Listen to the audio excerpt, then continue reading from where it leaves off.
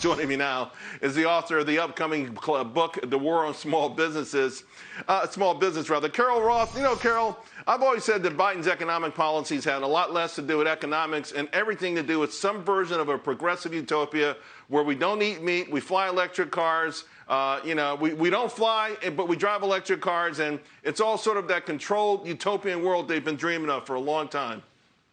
Yes, we have a horrible trade imbalance in this country. We have exported capitalism and we have imported central planning to our detriment. I mean, imagine a scenario where in the United States of America, the central planners are so power hungry and so control hungry that they want to control how much meat you eat. And this is not, as they like to say, for some public good. It is for the good of themselves and their cronies, because at the end of the day, the government does not create any value. It may shift value, it may suppress value, it may destroy value, but it is definitely not creating any value.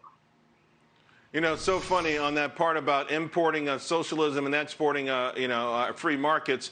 I saw a screenshot of the meeting yesterday and all the world leaders, and only one world leader was actually wearing a mask, right? And that was President Biden. That just tells you how far they've gone with this.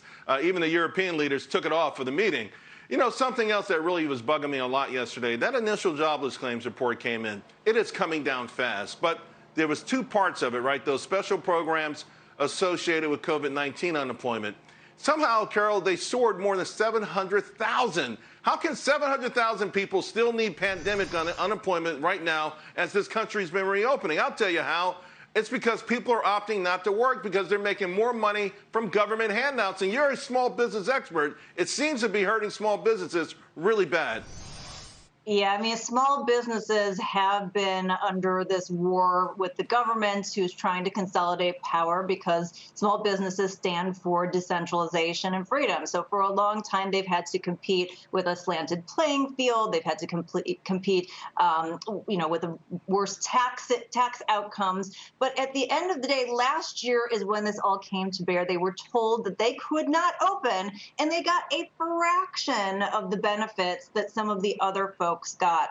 And so, yes, they're making it more difficult for small businesses to attract people, but it's part of the plan. They want individuals to be on the government dole. They don't want to have to deal with the headache of a bunch of decentralized small businesses that can't back the politicians and give big donations. It gets in the way of this consolidated power. And unfortunately, as we're seeing these additional proposals, minimum wage, PRO Act, higher corporate tax rates, at the end of the day, it sounds like this is all against big business, but we see it time and time again. This is war on small business.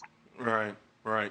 So I got a minute to go. Where do we go from here? I mean, you know, one of the reasons I think small businesses usually in these opinion polls rank higher than anyone else other than perhaps police, law enforcement, and the military is because they do represent that rugged individualism, that can-doism that made America great.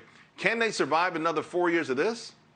It really depends on the policy. I mean, it's very important for people with their wallets to support small business, but to also push back on these policies, even if you don't think they support you directly, because it is the backbone of the economy. Right.